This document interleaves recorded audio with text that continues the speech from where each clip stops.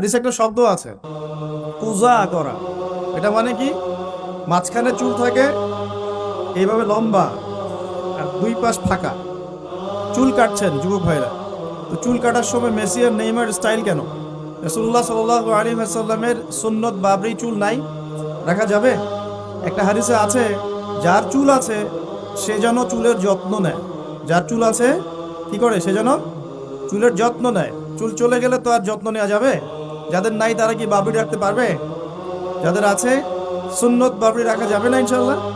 আচ্ছা, সব সময় এটা বাধ্যতামূলক নয় আপনার জন্য, কিন্তু যদি সুযোগ থাকে আপনি রাখতে পারেন। ওই সুন্নত না রেখে যদি আপনি এখন তেলাপোকা ছাট দেন তাহলে তো সমস্যা। তেলাপোকা ছাট কি? হাদিসে একটা শব্দ আছে কুজা করা। এটা মানে কি? মাঝখানে চুল থাকে এইভাবে লম্বা আর দুই পাশ ফাঁকা। এই চুল কাটাটাকে হাদিসে নিষেধ করা হয়েছে। এটা কি জানতেন? আপনারা জানেন না, আমি জানি। এভাবে চুল কাটাটাকে হাদিসে কি করা হয়েছে? নিষেধ করা হয়েছে।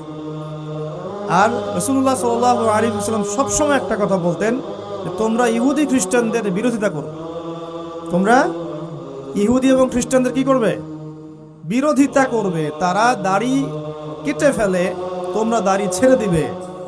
আর তারা গোঁফ লম্বা করে, তোমরা গোঁফ ছেটে ফেলবে।